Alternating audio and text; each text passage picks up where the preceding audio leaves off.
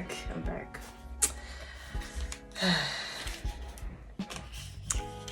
Anyway, hi guys.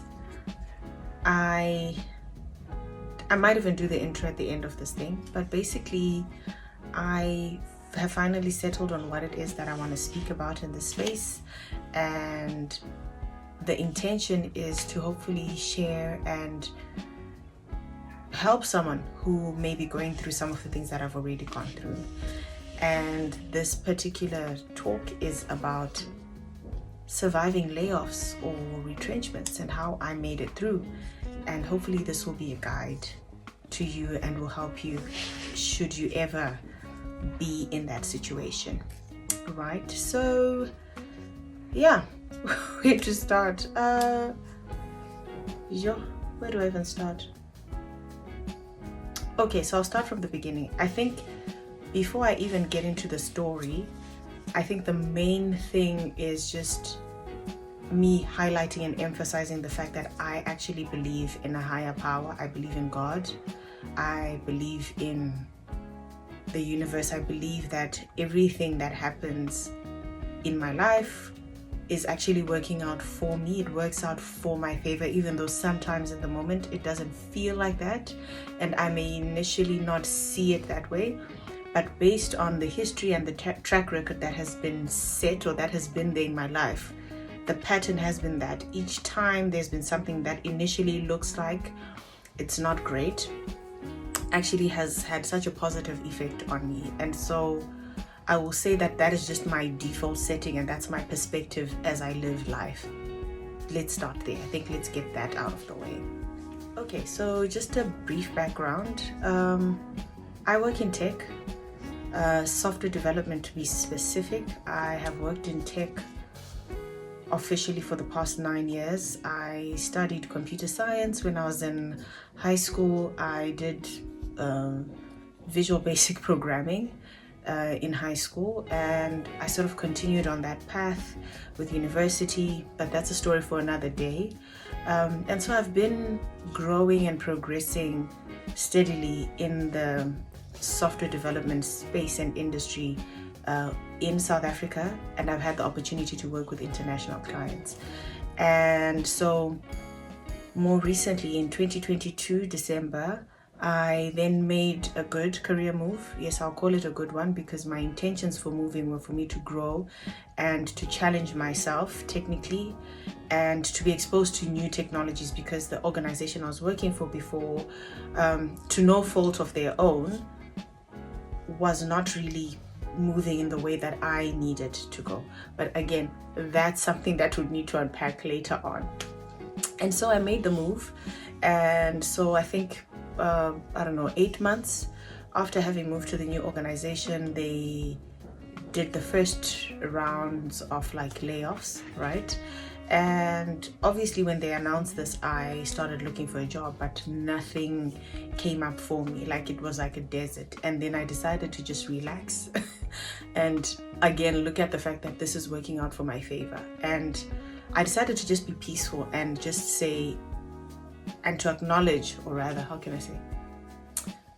I decided to just rest in the comfort that God has a way of taking care of me somehow. He makes it work. And so I did that, and I wasn't laid off with the first rounds of layoffs. And the people who were laid off were incredible people. I was learning from them, but it was purely a financial decision, and the good thing is that all of my ex-colleagues found jobs in good time, which is amazing, right? And then just as we settled into this new year, 2024, thinking that things are going great, I'm being given more responsibility in terms of the technical work that I need to do, then boom, we need to close off the office just to save on costs. And I thought, okay, that makes sense. We can work remotely, because again, this was not a South African based company. It was based in the UK. And then next thing, it's like everyone's at risk to lose their job, and initial panic set in, obviously. But then I realized that if I go down this path of imagining worst case scenario, I will actually be creating this worst case scenario into a reality. So I got heavy into the affirmations, and I realized, and then I immediately decided to call the situation a blessing. I called it, this is an increase, this is overflow, it's time for me to get more money, because it's something that I'd been working on and manifesting, that I need to be earning more, and which was justifiable, even besides it being justifiable or not, it's something that I wanted for myself. And so I decided this is the best thing that has happened to me financially, even though at face value it was like, okay, where are you gonna go? And the funny thing is, earlier on in the year, because this happened when March, earlier on in the year, I had some recruiters reach out to me, and I wasn't really interested, because I felt like I'm being given more responsibility. Why would I want to leave? It means they're seeing potential and growth, and they're investing in me, but these were signs of land, and we'll talk about signs of land again at another time. But basically, so I just decided, okay, fine, this is the best thing that has happened to me financially. I'm going to get a job very soon, and I'm going to get multiple offers. That's what I'm going to get, and I'm going to choose what works best for me. And so I went through the interview process, and I'm sure, as you can imagine, going through interviews is draining, because it somewhat can feel a bit performative. That's the first thing. And with my line of work, there can be technical assessments that come with the interviews, which are very challenging. And in as much as you do the job every day, assessments just are a whole different situation altogether. But I managed to make it through, and and it's not every interview that I got. Even though I applied, I lost count of how many places I applied to. I was just applying, you understand. I applied, and some were saying we've decided not to proceed with that, and I took those situations as, okay, that's okay, it's redirection, it's not rejection.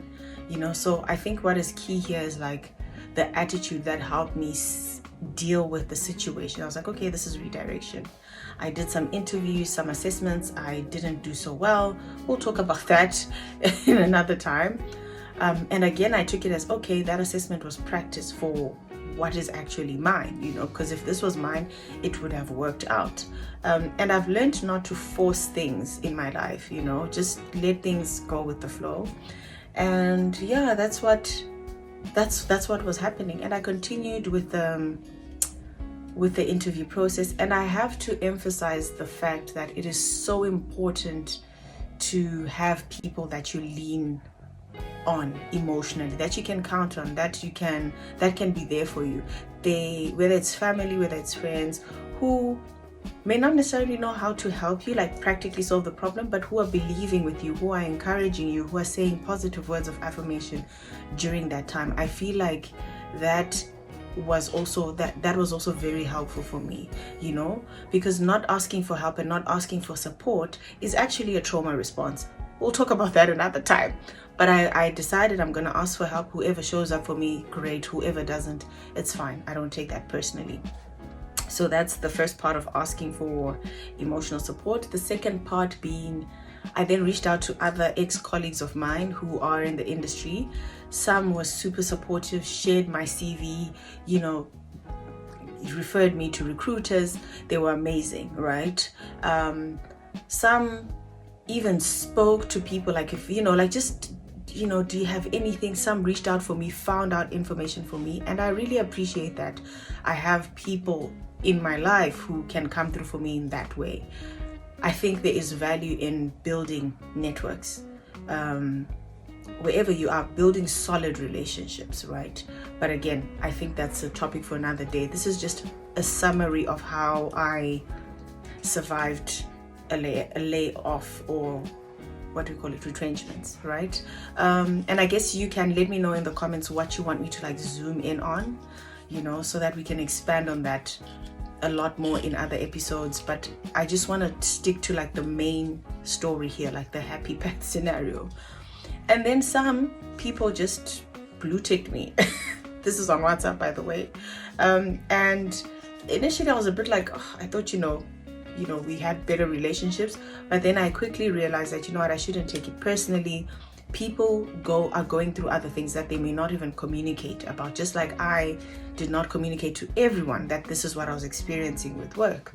So I afforded them the grace, though I feel I could have appreciated sure, I don't know anything right now, instead of just silence. But then that's neither here nor there. The point is, I managed to go through the situation without too much emotional damage done on me. And so yeah, at the end of the day, I actually got a few offers. I got to evaluate them obviously I evaluated them by myself initially. I had preferences, and then I sought the opinions of people that I